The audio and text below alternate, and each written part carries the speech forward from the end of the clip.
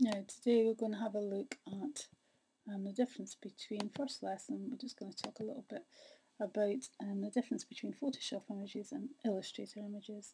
Now Photoshop images are based on pixels, and as you can see in front of me I have a grid of pixels. Now Photoshop has pixels, they're also called bitmaps, rastered images.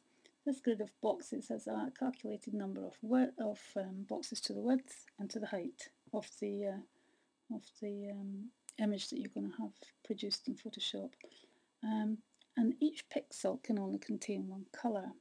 Now, if you have megapixels, you will have a larger number of squares, and so that you'll get more detail and more tonality to the images, because the boxes can have different tones of the shapes of colours, different tones of the colours, which will allow for curved shapes or more tone to the images that you'll have.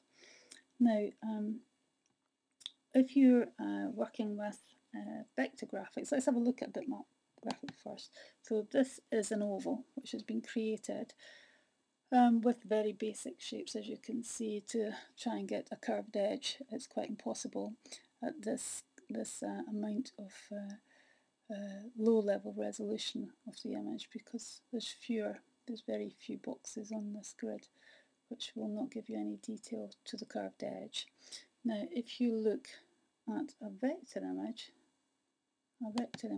will give you a much smoother edge and curve to your object. Vector images are based on, or sometimes they're vector or object-based graphics. They're based on mathematical equations, which they plot points on the grid, and then there's a mathematical calculation for the grid to join up the dots or the points on the actual, these are on the object itself. It's not filling in boxes in any way, it's plotting. These anchor points are plotted, which define the area that you want to design or draw.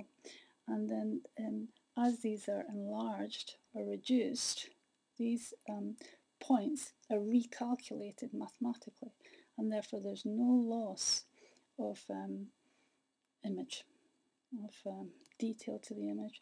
You can calculate very small postage stamp images. As you enlarge these to a large scale, the plots are mathematically calculated, and there's absolutely no loss of image. There's no redrawing needed or to be calculated or redone over your image or your drawing, your illustrated image. Now that ends the first lesson on the basics fundamentals of the difference between Photoshop and Illustrator.